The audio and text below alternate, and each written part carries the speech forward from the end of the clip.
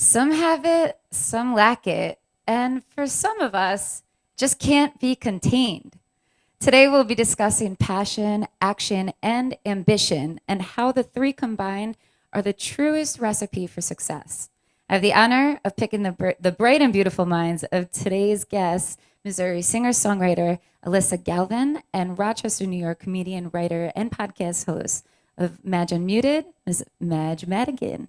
My name is Amanda Ashley, and this is Afternoon Cocktail, episode 97, Ambition. Welcome.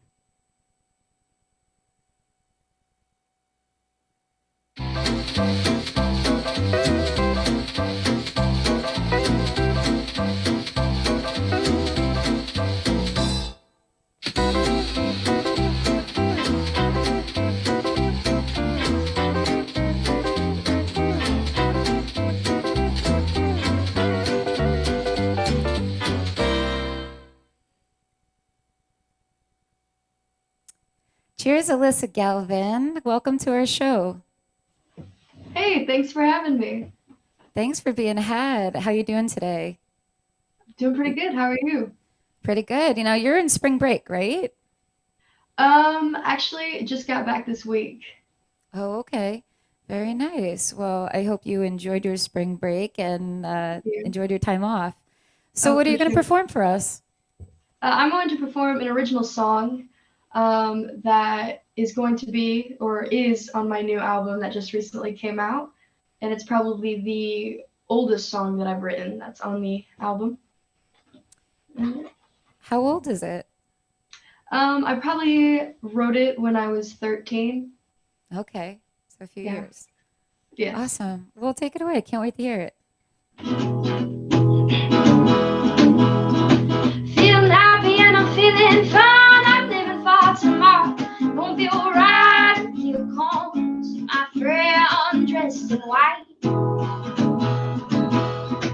Bottom shoes and big bulky rings. He's got an eye patch in his arms and a sling. And I'm in downtown in New York.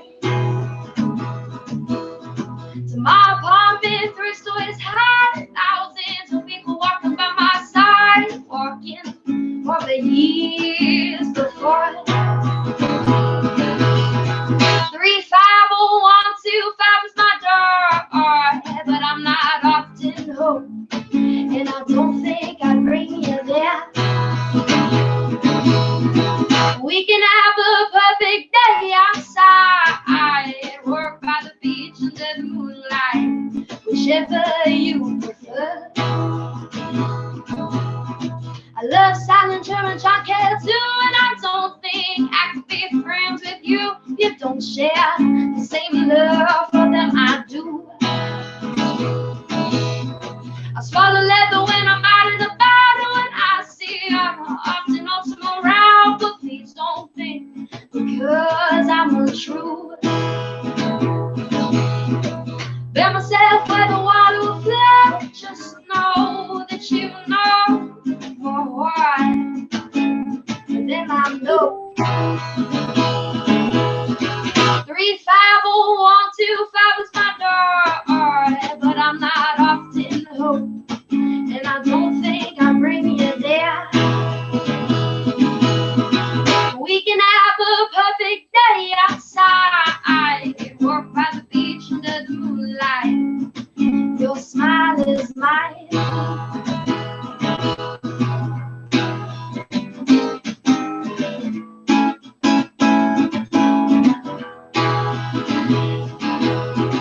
350-125 was my door, but now I live in the room over, wet in my bride. I'll make a scene of New York, in where we stood before, but for now, leave me out of it.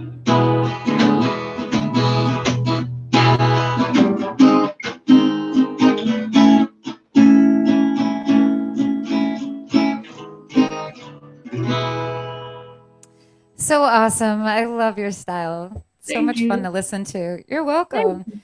So what's it like playing that song 2 years later? Like, do you feel that you still have a obviously you still have a connection with it, right? Yeah, actually, when I first wrote it, I just wrote it down in a notebook, and I kind of forgot about it, but I really liked the tune. But then I remember I was going through it and I found it again, like maybe not even a year ago, and I was like, I kind of like this. So I started playing it for some of my friends, and they liked it too, so I kind of brought it back. But the song it's mainly like I call it an Easter egg song because it has a lot of references to things I like the John Cale is a singer that I like who was a part of the band called the Velvet Underground, and so there's a lot of references to him throughout the song, and the first few verses are kind of Lou Reed references, another singer I like. So I was kind of just throwing around a lot of things, but then it ended up being a song that I really enjoyed to play, and it's one of my favorites of mine. I love that you said it. It's like your Easter egg of a song. I've never heard anybody like use that, like those two things together to explain things the way you just did. When you Yeah, say that, is it like the painting on an Easter egg, like all the different layers that are I yeah fun? yeah you could say that. Like it's just like a kind of like a mixture of different things, you know? It's Hmm. yeah, full of different things. I love it. So, Alyssa, you're 15, right? Yes. You're a young artist. I was saying this to you, and I mean it genuinely. I think your songwriting and the way you handle your delivery. I've watched some YouTube videos of you and have listened through your music. It's very mature, and it's really such ear candy. So tell Thank us you. about. You're welcome. Tell us before I can't wait. I want to talk to you about your latest release, but before that, can you give us just a little background about you? I mean, where you're from, and did you have a musical upbringing? Any musical siblings? What was it like Okay. growing up, Alyssa? So, I was born in Beloit, Wisconsin, and then I live here in Southwest Missouri now. Um, in my family, nobody actually plays music. I mean, my mom played piano and my dad played the violin and stuff like that, but it was nothing too serious. But I would always be listening to music in the car with my family. And I don't know, I felt like from when I was really young, I always wanted to do something in the entertainment side of things. And I just remember I would listen to these bands. Like the first band I ever really got into was like Green Day. And I just remembered watching their live stuff. And I was like, man, well, I want to do that. And then I ended up taking guitar lessons when I was 10, but I didn't really get into it. They say it's because I don't like to be told what to do. So I ended up just leaving it. And then I came back to it when I was 11 by myself and I just tried it again. And then I just started singing, like along with it. I did a lot of Nirvana covers because I was getting into that kind of music. And then I showed my mom and she thought it was pretty good. So we went to my first open mic, and that's where I really got started, was going to open mics. And then I got my first gig when I was 12 at a place called Dead Cow Saloon in Carterville, Missouri, and I've been playing ever since. That's awesome. So, I mean, yeah, what was your very first gig? Do you remember it? So yeah, it was a 2 hour show. I think it was 7 to 9 at this really small bar and grill in Missouri. Very, very small. And I remember I was very shy back then. I've come a long way from being very, very shy, but I just remember setting up the equipment and getting up there to play, and I just I it was very scary, but it went well. I remember the show going pretty well, and it's just kind of interesting now when I look at how far I've come playing bigger shows, and I think back to that, how far I've come in just such a small time, and how I've come out of my shell a little bit more. Well, yeah, you're definitely, I mean, from following you, like it seems like you're playing out quite frequently. Oh yeah. Um, and that's great. Good for you. I Thank wish you. I was playing out like that at your age. I mean, I was like still pretty terrified to get in front of anybody at 15. I'm a musician as well. So like, Yeah. but I think, yeah, it's interesting because, I teach, and I think back to, I teach girls your age and, I think back to being that age a lot. I reflect on, what it was like finding myself musically. And I'm always impressed. Like, we had a younger artist on the show on Monday too, Aspen Jacobson. You should check her out. Okay. She's another young girl. I think she's 15 as well, and or 17.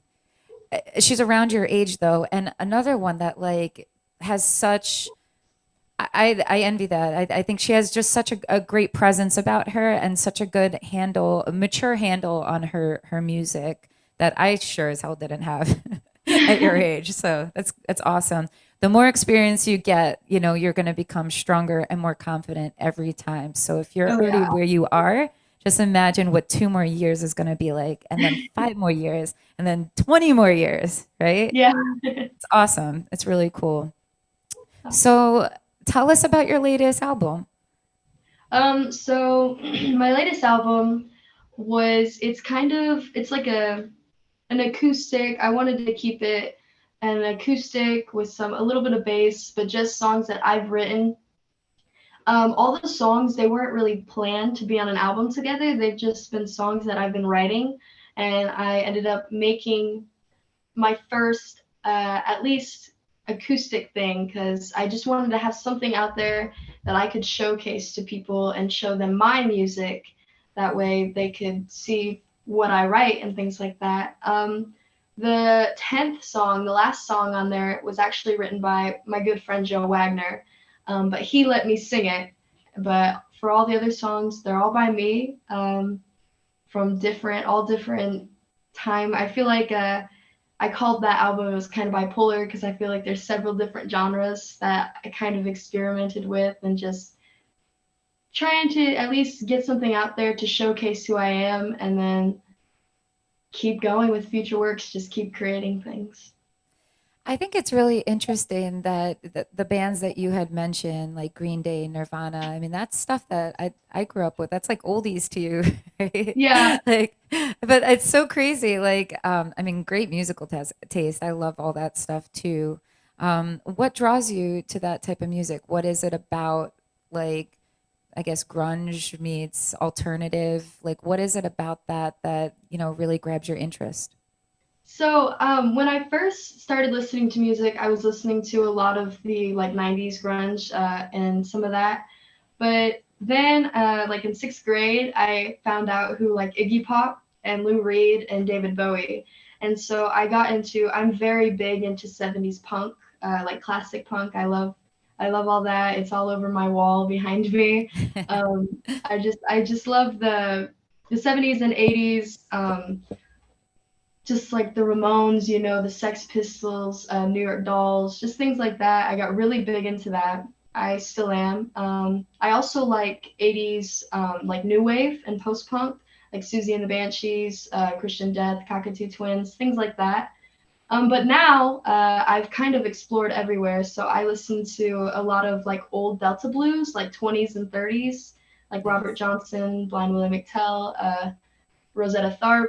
And now there's a new wave of like Americana artists like Nick Shoulders, Sierra Farrell, Willie Carlisle, Charlie Crockett, who I've been really getting into. So my musical influences has kind of Expanded. scattered a lot, but I think what really made me want to be a musician, like artist wise, that really influenced me because I wanted to be like them. Must have been David Bowie and Lou Reed and Iggy Pop. Those are my favorite, and I look up to them along with Patti Smith too. I just look up to them a lot, and that's what made me want to write my own music. But learning and starting off, I was really into like Nirvana, their unreleased acoustic stuff. That is what inspired me to play, but what inspired me to write is those 70s punk rock stars. It's you seem like the coolest 15-year-old I've ever met. Oh, thank you. Let's hang out sometime and listen to music. It sounds awesome. I just watched on Netflix, is it called like Soaked in Bleach? It's Beau and I watched it like a few weeks ago about Kurt Cobain Yeah, and his suicide and how they think that there's always been this like huge conspiracy that Courtney Love like yeah, murdered him. yeah, Not like or like hired somebody, like they don't believe that it's a suicide. And it's yeah, pretty like I don't know. Like it made me at first I was like, oh God, no, Courtney Love, I just don't I can't see how she was ever like in a sober mind frame yeah. to be able to pull something like that off. That is a But good point. man, it made me think. You should watch it. It's pretty good. Yeah, But I yeah, haven't seen it, but I know all the conspiracies around that, and honestly, there's a lot of good evidence that does show there that really Courtney is. had Yeah. an involvement in it of some type. It's pretty crazy because like I definitely wonder Yeah, and think it's very possible. But they were just saying like I watched like an interview of Kurt Cobain like days before, like maybe like not even a week before like his suicide. yeah, And they were just like he was like saying such optimistic things like and talking about the future. And that was yeah, one thing I was like when I'm watching it, I'm like, yeah, some things like something doesn't smell right. That's what Bo kept yeah. saying. Like it's like It's something's not, definitely. yeah. But yeah, it's cool. What do you hope your followers gain from their listening experience from your album or seeing you live? I just I hope that they enjoy my album for album. I hope they can form their own connections to it. Um, I'm not going to tell them what they should get out of it because I feel like I want them to get their own connections from it. All the songs are different and they have different meanings to me, and I want them to have different meanings to them. If they like it, if they like listening to it, then I think that's awesome, and I hope that they can form like an emotional connection or whatever they choose from it. From live shows, I'd like to try and keep it as personal as I can. I mean, I try to talk to everybody, and that's another thing that I've come a long way from is I used to not be able to socialize. I played my song and then I was quiet, and I played the next song and was quiet. But now I'm a little bit more confident and I'm able to talk to the crowd a little bit more. And I love connecting with people. I love meeting new people because there's all kinds of different people. And I've been venturing into different states and different cities, and everybody's different. And it's just that's one of my favorite things to do is just to meet people, like just to see how they're living their life and what they're doing, and when we can connect through music and stuff like that, I think that's a great thing. Absolutely. I think it's interesting that you say that about how you used to like run song into song. Like I literally I do the same thing. I did the same thing and like I had a show last night that was like my goal for that show was so that I didn't do that. I actually like had a whole storytelling like opportunity and it Yeah, was great. And after like coming through that, like it just makes me think about when you have the right audience that's there to listen, that cares, like it really changes everything in your mind. Like I felt like and it makes you feel more confident, right? Like it's interesting as a performer because and tell me if you feel this because like when you perform you get a certain like you feel confident, right? Like behind your instrument and singing your songs and the songs that you love, right? But then like at the same time you could have this fear of speaking to anybody, right? yeah, But exactly. it's not because you can't like take me off stage. I could talk anybody's ear off, right? I have Yeah. no problem conversing, but something about being on stage is scary to talk to people. Oh, yeah, absolutely, and I agree. And you said about like audience. I feel like an audience matters. It matters to anybody, even big stars that have millions of followers that come to their shows. If you don't have a good audience, as in being a part of it and like being involved, it can change a whole performance. I've had shows where nobody's really involved, and it just, that's where I don't know how to talk as much because it's kind of awkward in a way. I mean, as a performer, I'm sure you could relate to that, how it could be Absolutely. awkward when nobody's involved. But I've also had shows where everybody's involved and it turns out like to be a fantastic show because there's a big crowd and they're really into it and you can see that they're into it, and that's what motivates me on stage to keep going and to keep talking. And it makes me more confident when I see people are enjoying it because it's different, because I have confidence in my music. But when I'm performing live and nobody else seems to really enjoy it, well, then I'm just kind of up there. But if they really enjoy it, then we're all hanging out together and enjoying it together. I think the storytelling, I mean, I don't know if this is just like me being like, I mean, I love lyrics, you know, like lyrics I'm very drawn to. I like the message of a songwriter, you know, like that's why I go to see shows. That's why I listen to certain artists, you know, and it's amazing to me how many people like really don't value that. You know, like some Yeah, people just don't even listen to the lyrics or care. It's all yeah, about I the find that melodies. pretty interesting as well. Yeah, Yeah, it's so crazy, you know, but it's just everybody's wired differently and they like certain things, you know. But I think like how that translates to a live performance though, you know, like oh man, I think I'm just starting to blabber and losing my train of thought. But yeah, I don't know. It's just interesting to me like to hear you oh yeah, somebody else say that because I really feel the same way. yeah. Um, have you traveled a lot? Like have you been performing, like have you been touring? Um, just like because I live in like the four states area, so I have a connection to different. But Northwest Arkansas, like Eureka Springs and Fayetteville and Rogers, there's actually a scene, a very pretty large scene coming out of there of just Americana blues, roots, bluegrass, just some of the rawest forms of that type of music. And I have been able to meet some of these people down there, and it's been such an honor to be able to share the stage with some of them because they've been everywhere and they've seen so many things. And Eureka Springs in Arkansas is a tourist town. So every time, obviously, the locals are great people, and I've been able to meet them. But when there's a new audience that comes in, it's always new people. So you could play there 3 days in a row, but you would have a different crowd because it's all different people just traveling through.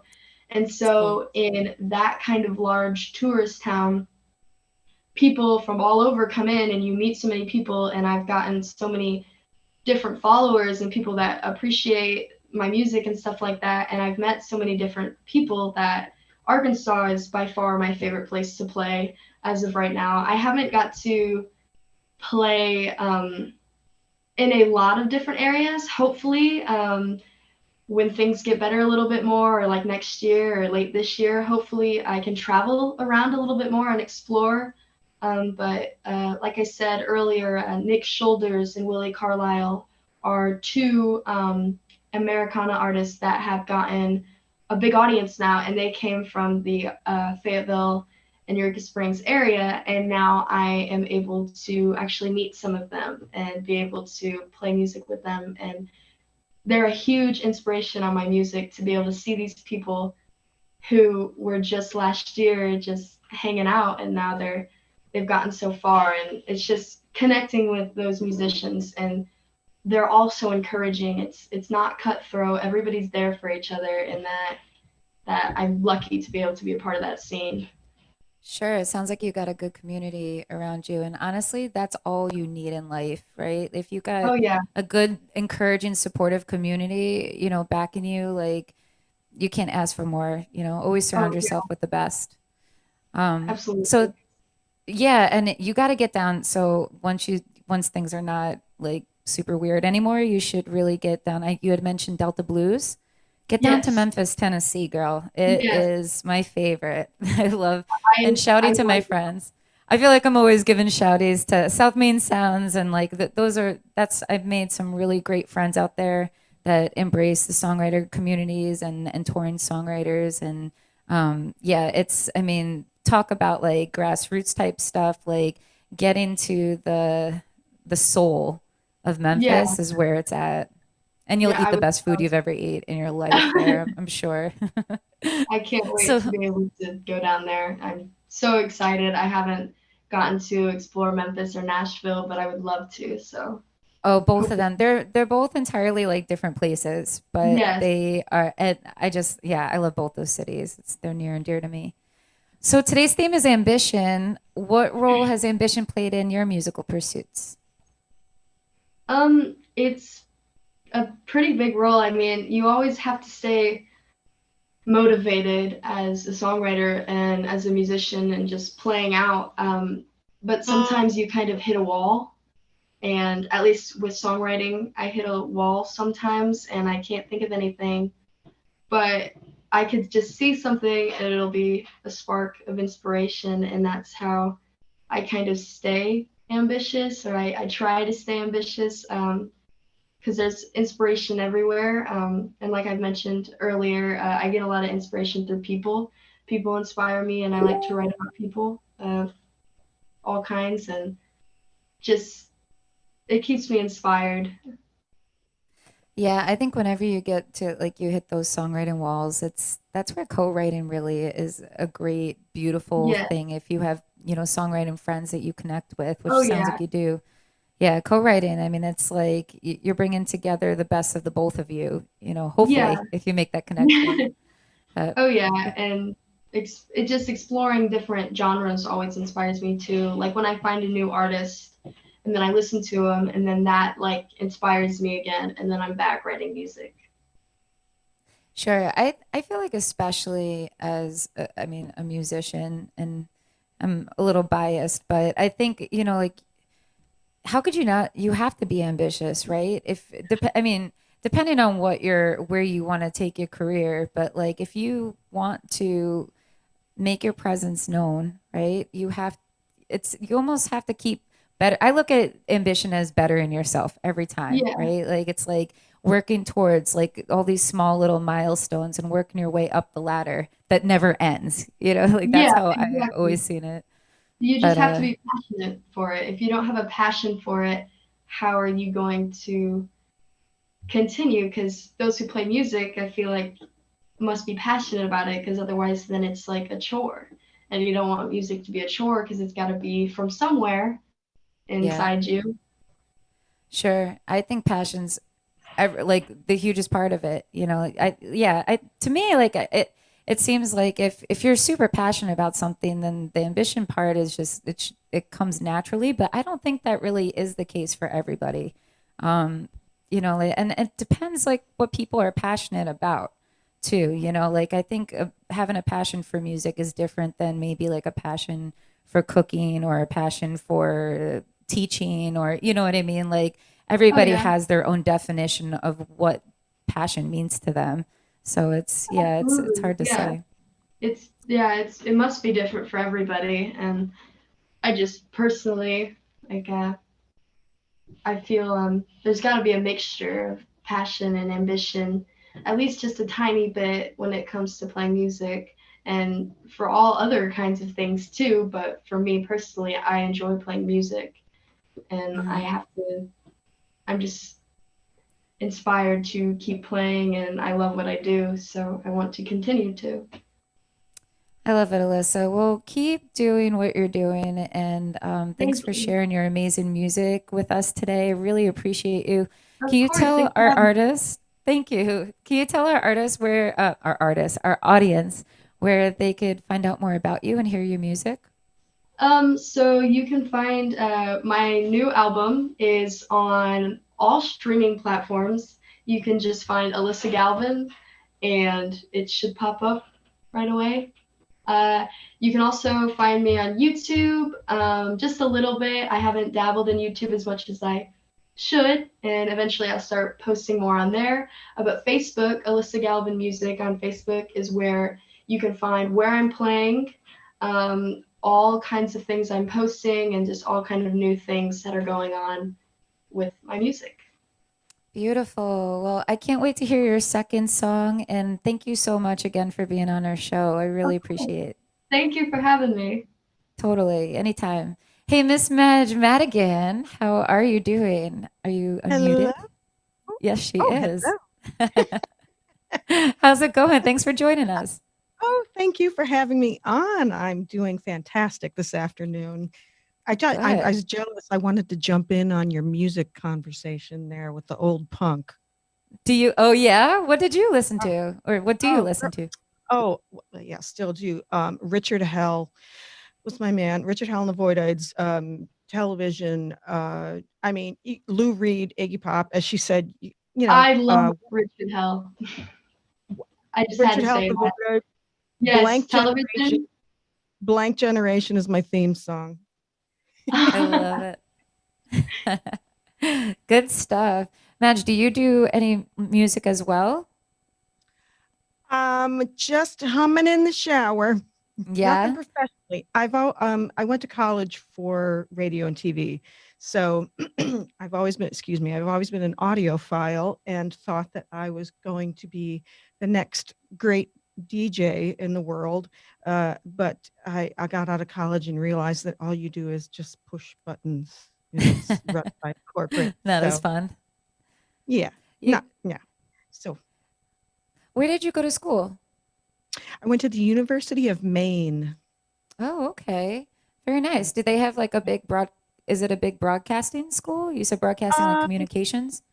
well, yeah, it was huge. I mean, this was in the early 80s, mid 80s. Yeah, it was really great. I have a lot of friends that, really made it big in the industry. Some were on network news and things like that. So I'm doing a podcast.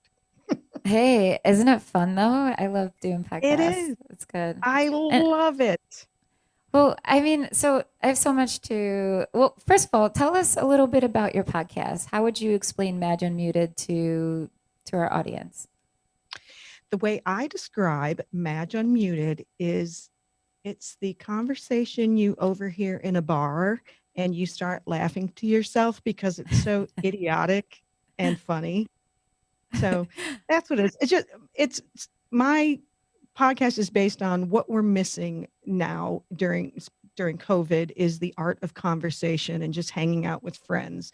So I have funny and interesting people on, but we talk like we're old friends at a bar or kitchen table, whatever. So I couldn't agree more with that. And I mean, that was my driving force with this show too, in a lot of ways. Like just building connections with like bright, interesting people, And isn't it so amazing how much you learn from each other, like each other's absolutely. backgrounds.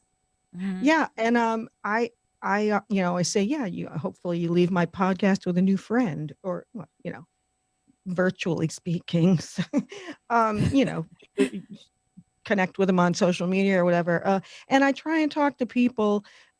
Like I ask unusual questions. I usually play a game like, would you rather uh, listen to a Celine Dion CD marathon or watch an Adam Sandler video marathon? And it just it just brings out different things in people. I love that. Can we play that now? Wait, so Celine Dion or what? Say that one more time. Every Celine's every Celine Dion CD, that's a mouthful, end to end, or an Adam Sandler movie marathon. Uh, I feel like both could like reach like a level of annoyance that like it's See? hard to make a decision. But I do like both of them at the same time. I think I would have to go with I think I'd go with Celine. I would have to go with Adam. Yeah. Just I'm not a slow jam kind of gal. I don't Yeah, like it's the true. ballads. A lot of That would just annoy me. And Adam Sandler, he's kind of cheesy, but I can at least pretend and get a chuckle. To be honest, I think the only reason, and this is why podcasts work for me too, like I have such a hard time like sitting still. Like for me to sit and watch like marathons, like I mean, God bless all you people that can like binge watch Netflix for like an entire day. I can't. My mind like just does not let me. My partner thinks I'm probably the most annoying person. Like I literally just can't sit still. Oh, he's mean. No, that's No, why he's I haven't, I'm just kidding. I haven't gone to a movie theater in like 20 years because I can't sit like home videos. I know when VHS came out when I was in college, that tells you how old I am. It was, my hero that I can stop things and go and make a phone call, go yep, get a snack, whatever. rewind. I can't Hmm. sit still. As you can tell. Yeah, I feel like my attention span is like good for maybe like 10 minutes at a time. Or the worst part about it with like movies and stuff is like like movie and reading narcoleptic because by the time like I sit and relax, I'm like like drooling So on am myself. I. Oh my Yeah. God. I can't 2 pages and I'm Yeah, so no, it's same. Yeah, like it's kind of pathetic. It takes me forever to read a book. So shorter books work great for Amanda, and so do like short movies. Podcasts are great because I can move around and do other things and still mhm. listen, you know. But And yeah. that probably explains why I've written a couple of books Mhm. and they are like a collection of short stories or collection of essays. It's very like David Sedaris Yeah. or yeah, and back in my day like Emma Irma Bombeck. They're just short stories because I don't have the attention span to write an entire like novel end to end. I have stories and experiences and whatever, and that's what I write. I want to talk about this book. So you're a native of Rochester, New York, correct? I am not actually, Oh, you're but I've not. been here Okay. long enough. I mean, I've been here off and on for 30 years. I grew up just south of Buffalo in a fantastic little city Oh. called Dunkirk, New York. Oh my Shout God, I out. know Dunkirk. I went to Do you? Fredonia. Yeah. Oh my Oh, God, girl. I know the BJ? Dunkirk. Oh yeah, I B- played oh, there. I used to play music mhm, there. It mhm, was of my course. off-campus gig. Yeah, and the Caboose. Remember Oh if the my Caboose still God. exists? The Caboose Yeah. is now a new place that they've remodeled and took out all the bad smells, and it's a really cool place Oh, now. I'm sure that took a lot of effort. Oh my goodness. Yeah. I mean, Um, I know Dunkirk well. Wow, so that's yeah, interesting. So yeah, what I'm from brought you to here. Rochester? Oh, God, I don't remember at this point. Well, actually, my junior year of college, or excuse me, junior year of high school, I moved to a town near here in Newark, but then I went away, and then after college, I was looking for a place to live, and a friend of mine in Rochester from Newark was like, "Come live with me," and I was like, "Okay," because I had been living down south and didn't care for it. So that's how I got up here. And then I got married and had kids and kind of stuck around. Yeah. Well, that'll happen.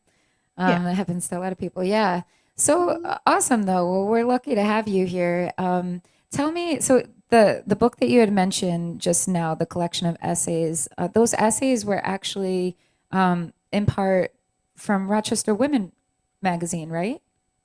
Were Oh, inspired by yeah, that? that was the second book. Yeah. Oh, okay. I was in, I don't know, 2013 to like 2016 or something. I was the associate editor of Rochester Women magazine when it was just in print.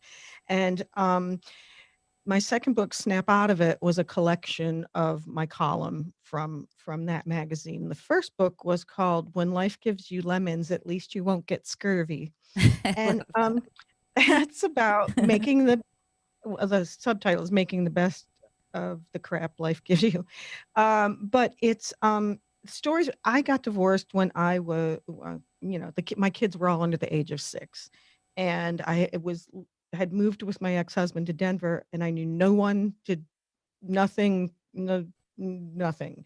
And then I moved back, and he disappeared for many years. So I was on my own. I was a stay-at-home mom. I had no job. I got evicted. I was on food stamps. I did, everything I could possibly do, had all these jobs I hated, but I just had to keep going, and I had to it that's what the essays are based on, like how I just made do, and mostly with humor, because that's what I do. Just because you know that old saying, if you don't laugh, you'll cry. Yeah. Boy, is that true. Or you're So doing both yeah, at the same time. exactly. I prefer to do them both at the same time. Laughing till I cry is one of my favorite things in the At world. least you get it out all at once, right? Exactly. You're tired and you need a nap afterward. But yeah, that's what that book is all about. Um, just how I made it through. Oh, so the underlying thing, I raised 3 kids all by myself, and I said, "We're not gonna let this define us. We're not gonna, like, being living below the poverty line define us. We're still gonna strive." So we did that, and I got all 3 kids into college. Uh, in May, I will have had 3 college graduates from some of the best schools in the nation, so How does that feel like to look? So I have a 4-year-old son. He's gonna be 5 in June, and I just like I'm like, holy crap. Like, first of all, where did 5 years go? And everybody says, like, like the time flies, like, enjoy it, this and that, like it's all a snap of your fingers. And I definitely get a sense of that. And mhm. sometimes I look at him, I'm like, oh my God, I could imagine him being like a little teenager. But then, like, what's it like to be at this point in your life, looking at your grown children and knowing your story and what you've been through, and to see how well they've turned out on the other end of that. Uh, you know, um, if I'm being a mom was like the best thing the most thing I'm most proud of, the best thing I did, the thing I was born to do. All this stuff is secondary now. So I'm a very, very proud mom. Those kids were everything to me, and we were like our own little unit, the 4 of us. So I was, you know, devastated when they were all started leaving. They all went, my son went to NYU, my middle daughter went to Quinnipiac in Connecticut, and now my youngest is graduating from Syracuse. And as each one left, I was like crying and whatever. And when people would say, "Oh, but that's so great. You should be so proud," I was like, "That was what I was supposed to do." You don't You have a know, choice, right? exactly. It's like, isn't Yeah. that what you're supposed to do? And because that's how I was raised. I'm the youngest of 6. You all go to college and you all be overachievers.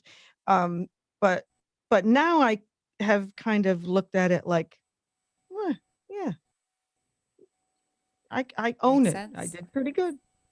But it's Yeah. hard. I miss them so much. I mean, what advice would you give to anyone who is currently struggling like with some empty nest syndrome? How to get through that? Because it does tug at your heartstrings, I'm sure. I know I'm gonna be a mess, like I got a little while, but I Yeah. mean, yeah. Well, it's funny. Excuse me. When they're younger, you'll have, "Oh my God, I can't wait till these kids get out of the house." And then the minute they leave, you're like, "Oh my God, so go." Um, if you're struggling, feel it. Feel whatever you're feeling. Feel, excuse me, feel sad. Look at their pictures and have a little cry. Hug, smell their clothes, do whatever you want to do. But also, don't feel guilty if you feel a little happy that they're gone, because you earned it. If you want to, Yeah. run around the house in your underwear and dance because you can, because no one's there, just do it. Why not, right? Exactly. I Live a little. remember, yeah. So my son Remy, he is in pre-K right now, but he was in like pre-K before COVID, and he only had like a few months there before like everything got shut down. But the day I dropped him off to school, like I remember like everybody, like parents or like even my own parents, like I remember them crying when they sent me off, and I'm just like, what the heck are these people crying about? Like that was in my head. And I like showed up to the pre-K, and I go drop him off, and I got him a fresh haircut. He's got his little backpack on, and he was like so happy, and he sees all these little kids.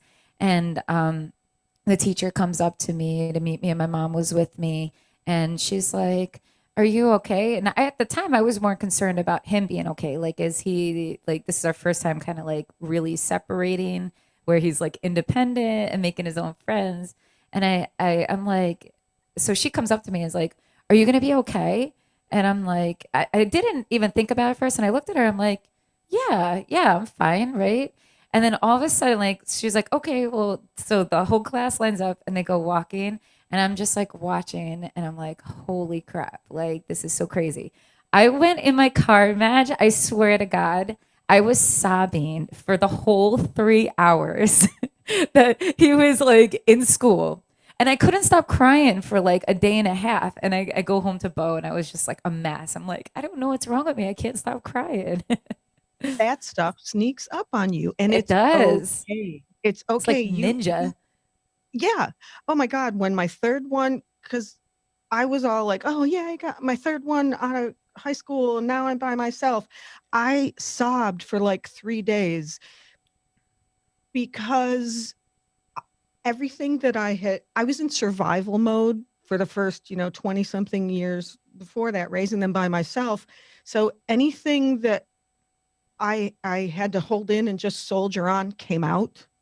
Yeah. So like I didn't even grieve my divorce 20 years ago, because I was just like, okay, I got to feed these kids and I got to work. And then, and then it was like, oh my God, it's just me and my thoughts. Um, but that's okay. And don't, and here's the other thing. Women can be so mean to each other, whatever, judgmental. Mhm. Women handle things differently. If one woman is like, hey, I'm going out now. And don't be like, because probably she's going to do the same thing you're going to do once she gets by herself, is going to cry. Or if a woman's crying, she'll get over it. That was the thing that always bugged me, that whenever I express sadness, because I just want to get it out, like, oh my God, I miss my kids. And they're like, oh, you can call them and you can FaceTime and you can do whatever. It's like, that's not the damn point. I Yeah. know that. I'm just expressing my feelings. And a quick story about that. When I dropped my first child off to college, was my son, who is 27 now. And I dropped him off at NYU. And it's a very quick procedure, because the dorms are on the New York City streets. So they give you a time, like you can pull up and you're double and triple parked. Okay, you pull up, you dump everything out, you take it up, and you come down and you gotta go. You gotta move your car. So I was forced, this is kind of good. I was forced to say goodbye to my son. So I'm coming out of his dorm. He's like on the 14th floor of this dorm. By the time I get down on the elevator, I'm like sobbing. And I come out with my two daughters who are younger, and this New York City cop all of a sudden looks at me. He's directing traffic. And he's like, "Oh, mom, it's gonna be okay. Don't worry about it. We'll take care of her. It's okay."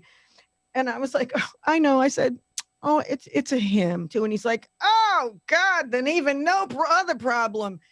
He'll be fine." And he made me laugh so hard that, like I snapped out of it for a minute. So that was just when telling you, I don't know. I guess that was good in a roundabout way. It's so funny when you said, well, I mean, I think just like experiencing your emotions, right? Like I feel like so many times as women, or it just in general, I suppose, like we put on this hard exterior, right? We don't want to really, we're afraid to totally show our emotion because of fear of judgment, right? You don't want somebody We, to think if you're a guy crying that you're a wuss, or like if you're a Mhm. girl, like you're just an emotional girl. You know what I mean? Like, but I feel like COVID had taught me like a lot. Like this is just, at first, like I didn't know how to feel about things. I was, I felt a little scared. I'm like, crap, there goes my career. And then I had to like walk myself back a little bit and pivot.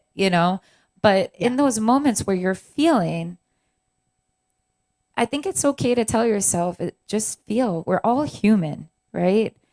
absolutely. And that's what's bothering me. I think when you feel something, other people will tell you how to act or not do, because they don't feel comfortable. And because also it's a It's kind of a true. control thing. They can't control you at the moment, whoa, what is she doing? So, oh, I'm going to tell. I mean, it's like men, men tend to, I'm not, men tend to, when you express feelings or a problem, whatever, they want to fix it. So they offer solutions. Um, Women sometimes will offer comfort. Also, sometimes they'll offer solutions, but that's just my thing. It's just feeling everything you're going to feel.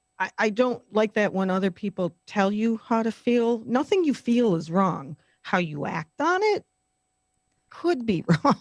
100%. Yeah, what you do with it. I think it's the Yeah. energy, you know, like I mean, I know this about myself, and I've gotten myself in situations that I saw coming because of knowing myself. I think like when I'm just in a bad place in my mind, I just need to not be around people, you know, and it's nothing Exactly. against anybody, but like I need Amanda time to feel, And you and know. kudos to you for knowing that. It's That's yeah, great. I You know think that. it is great It's to know bad that. about it. I'm fortunate that I'm able to recognize that now. And I think the only reason why I'm able to recognize it is because of like prior situations, I learning from my experience, you know, like where I've brought bad energies some places, and that never was my intention, or nor did I want it to be, you know. So like going forward, you know, I'm going to listen to my gut always. And I think I advise everybody to do that, but people got to define what's right for them, you know? And for some Exactly. people, it's not isolation. They just need to talk to somebody, you know? So fine, go find Exactly. your confidant and talk to them, you know, whatever that means to you know, to Madge, to me, to, you know, like that's all on you, but you gotta find it and be able The to other thing that, recognize. yeah, recognize how you feel and don't be afraid to tell or ask other people what you need. Mm-hmm. Um, when I was I always try and teach my kids that, but there's only there's certain things that only time can time can fix or change or whatever. Um, you know, I I watch these movies sometimes, like a 16 Candles, and it's like, why didn't she just tell him? Well, at that age, you can't express things in reality. So, Mm-hmm. but as you get older, I've noticed I can say to people, um, look, I can't continue this conversation right now because I'm really frustrated. I gotta walk away for a while instead of just like, Yeah. you know, it's okay to be to whatever you feel is okay. And You if got somebody else can't accept on that, or well, maybe they're not the greatest to hang around. breathe in helps a lot. Lamb breath. Have you ever heard of lamb breath? I have not. So this is like so funny. So I actually lamb breath last night because I was so freaking nervous. But anyway, I my son came home, and his preschool teacher, hi Sarah Mitchell, she is also a yoga instructor. So my son, I think like he sometimes will get like very angry, or has a hard time letting things go. Mm, He's a toddler, you know, he's doing his right. toddler thing. So Exactly. she taught him, or I don't know if this was just like a lesson like within the whole group, or if it was just him, but about lamb breath. And lamb breath is when you basically take a breath in, and then you release it like this. So he comes home, he's like, Mama, like he was just showing me what a lamb breath is. And he goes,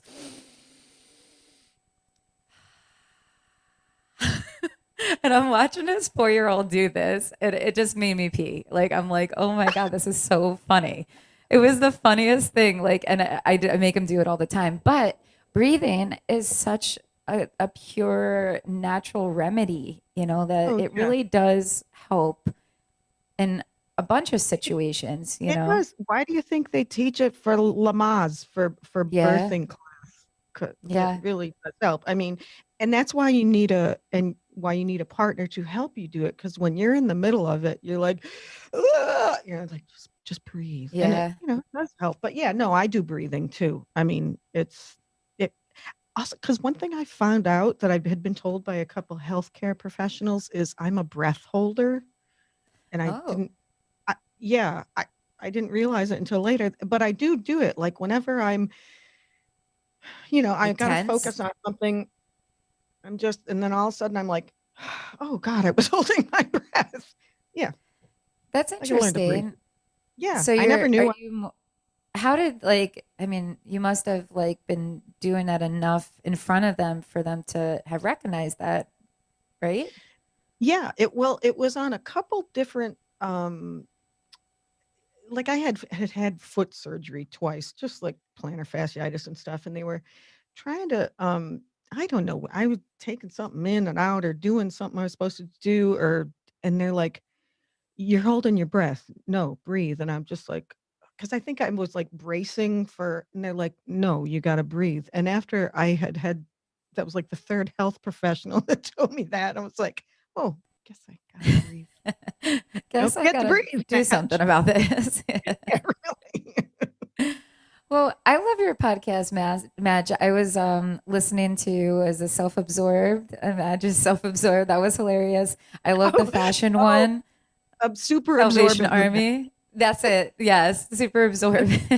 Madge was great. I really, really enjoyed the dynamic between you and Fitz. I thought like you guys Uh, have a really awesome partnership. Thank you. We do. I just love the hell out of Fitz. He's a Fitz is he there, and he right? Fitz, say hi. You can yes, say he hi. is. Hi. Hello. Hi. There he How you is. doing? You can't see me though. I'm hiding. Oh, it's okay. Beau hides It's too. okay. He has a face for radio. That's right. Oh, This is how do you Madge's guys time know in the each other? spotlight. What? How did your like partnership begin? Um, I was going to make a really bad joke, an off-color joke, but I tune into my podcast. It And you can wasn't. hear the It wasn't jail. We'll just say that. Well, that's good. Uh, Um, no, we had known we traveled in the same circles, but never knew each other for years, and then became friends on Facebook. That's how Rochester radio and TV works. And I hadn't been in Rochester radio or TV in like I don't know 10, 15 years or something. But and then one day I noticed he was doing oh, this is I was after COVID, I lost my job and I was looking for I like okay, now is my time to live my dream. So I saw Fitz saying something about he was starting Rock Fox Studios, which is this lovely place, rockfox.com. And he's like, if you want to, record a podcast or record something, da, da, da. So I reached out to him and I had tried doing a podcast like 4 years ago. And I just got in the wrong direction. I quit. So I reached out on Facebook. I'm like, hey, can we meet? Like, I want to talk about doing this and what it involves and yada, yada. And like, we hit it off and I don't feel perfect. Like I don't feel like I were do my best work totally alone. I was like, Fitz, you got to be on the air with me, and that started off a beautiful friendship. A very dysfunctional friendship, but it's fine. Yeah, those are the best very friendships. It makes it more interesting for sure. No, you guys have great chemistry. It's really fun, very entertaining to listen to and to watch. Follow the periodic table. Now, where is Fitz? Tell us a little bit about Rock Vox, Oh, right? no, this is my time. No. Oh no, I'm sorry. No, but Oh. where are you guys like actually broadcasting from? I'm curious. We're Rockvox Recording and Productions, a studio in Bushnell Space in here in Rochester. Madge Okay. can give you all the beats. This is her No, time. that was totally kidding. That's my sense of humor. I know, That's how No, Fitz.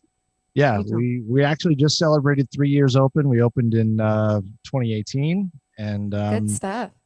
we do all kinds of video and audio production, e-learning, voiceovers, and podcasts. Good That's my plug. stuff. Well, you guys do a great job for sure. I love everything like that I've seen. It's very fun. Thank you. Thank So how often does the podcast air? Once a week. I post on Thursdays on Well, the video, I do a video edition. I post it on YouTube, and then we take the audio portion and put it on all sorts of excuse me, like you do, on all sorts of platforms, iHeart, Mhm. Spotify, Spreaker, anything like that. So yeah, every Thursday. I haven't Awesome. done anything live yet. Well, we tried once and it was kind of dismal. So yeah, that's when I do it, once a week on Thursday. Good stuff. So, I mean, I want maybe you both could help me answer this question because I'd be curious to see how you both answer it, if differently. What does the word ambition mean to you, and how does it apply to your field of your field? Me, ambition is drive. It's drive. It's setting goals and going for yourself. Sometimes it has a connotation, a bad connotation that you gotta. It's just no holds bar. I'm gonna bull in a china shop, bulldoze people. Yeah. But it's not. It's drive. It's going for what you want and not settling it, having a dream. I find it interesting that in doing my research for today's show and stuff, like I never ever associated the word ambitious, like, or ambition with like having a negative connotation before. So it's interesting to me because ambition to me is, I define it pretty much the same. It's like drive, that passion, that like that desire to want to do more for yourself and to better your ability, and I mean that's how I've always seen ambition. But I Fitz, I what about think. you? Oh Sorry, Madge. no, it's okay. You guys are- Sorry, I'd stepped away from the board.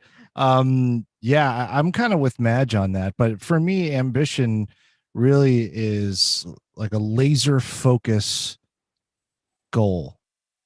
Like laser focus concentration on one thing, and nothing else can stop you. Not if you fail, it's just a temporary thing, and then you get back up, dust yourself off, and keep going. Yeah, I agree. just the reason I think I have negative connotations about, one, because I'm Catholic, and so everything is negative. I'm going to hell.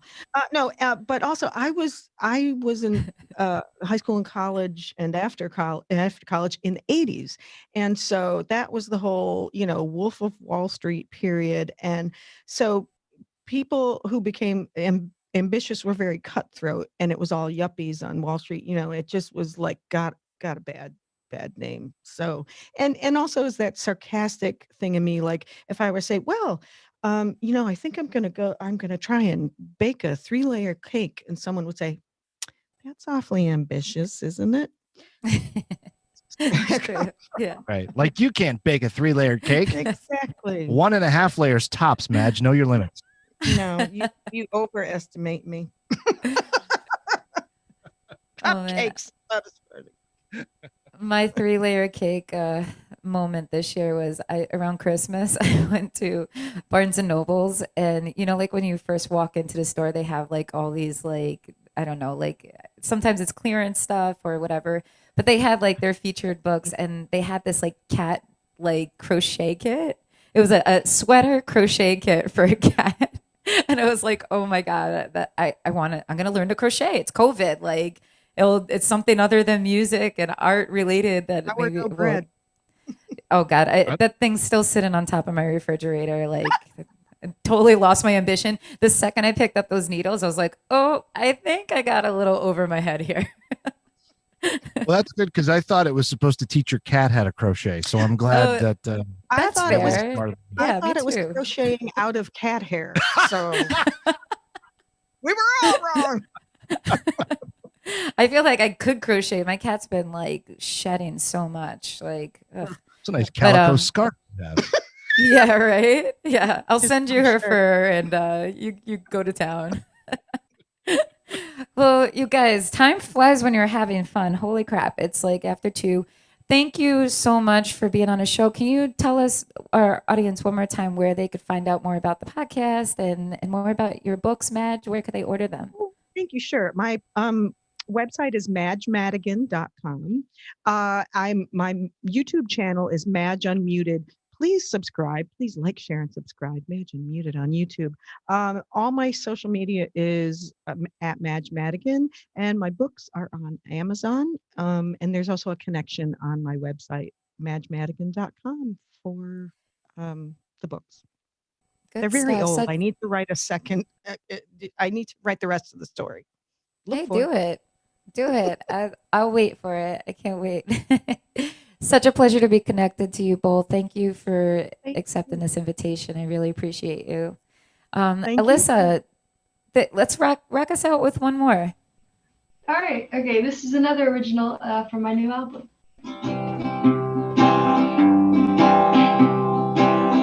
I used to get the look of loving when you walked in.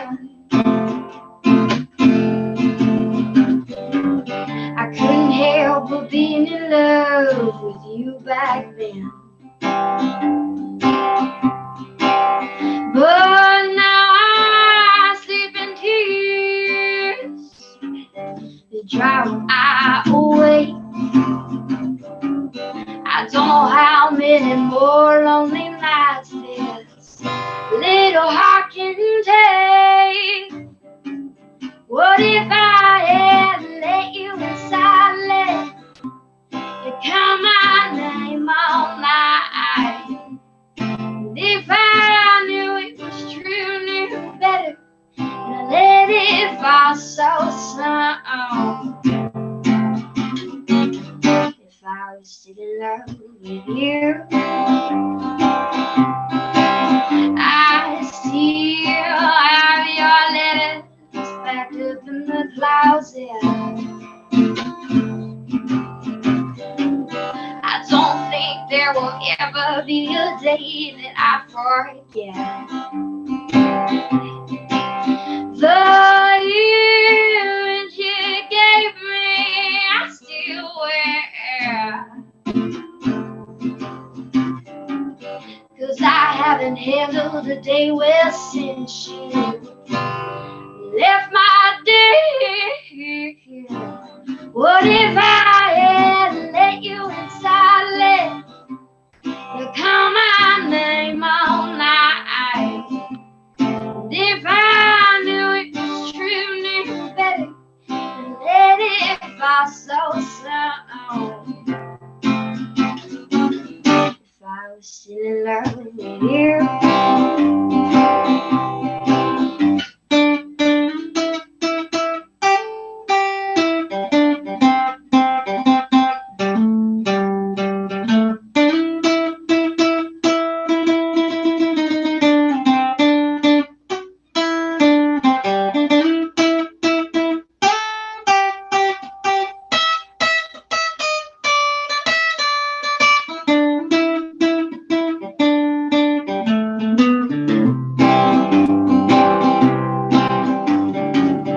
I'll take your match to your stupid world. It's been years since you called. What if I had let you inside, let you call my name all night? If I knew it was true, knew better, then I let it fall so slow. Oh, I hate you. I can't stand you. I wanna kill you.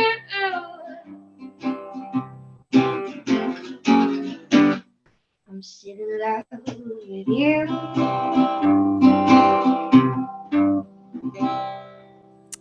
Alyssa, you rock. I love your music. you. So fun. Thank you so much. And Madge and Fitz, thank you so much. If you guys are already on Facebook, for those of you that are, make sure you go over to both Alyssa Galvan's page and to Madge Unmuted and give them a like and continue to follow their artistic pursuits. So, the great Tony Robbins, I found this quote, and he had stated, Raise your standards for the one thing over which you have complete control, yourself. So true. I believe ambition's about meeting personal standards. It's about creating a grander vision of the person you wish to become and the life you wish to lead, and taking down every challenge that gets in the way of you and your goals. Ambition is about not settling for mediocrity. It's the infinite pursuit of climbing that ladder to which there is no end in sight, seeing yourself through each set of challenges and taking all measurements to better yourself every step along the way. Ambition is about having a vision and doing everything in your power to turn that vision into a reality. It's that burning desire to want to do better, to be better, all the time.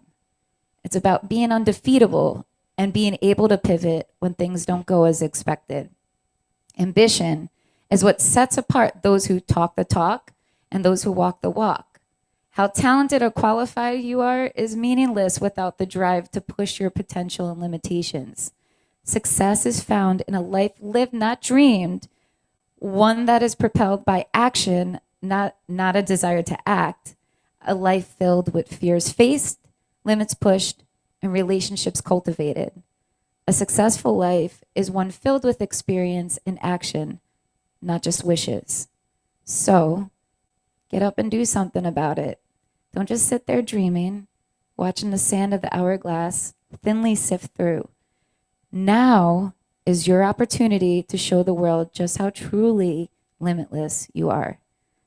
I hope you guys have an amazing weekend. Happy Easter, and enjoy your families and loved ones. And we'll see you back here this Monday. Huge thank you to Beau Productions, to our Patreon sponsors, James Farley of Northwestern Mutual, also to Maiden Voyage Studios here in Fairport, New York, to our show sponsors, Rochester Woman Online, to Chris Sirianni at itinsightsrock.com, and to Bridget Hoag at Empire Realty. Have an awesome weekend, you guys. Take care. And oh, one more thing. Shout out to 75 Stutson Street for giving me an awesome stage opportunity last night, and to everybody from our show here, our viewers, Gary Curtis, Brian Caterino that tuned in. Thank you to everybody that was in attendance. It meant more than you would even know. Have a great afternoon. Bye, everybody.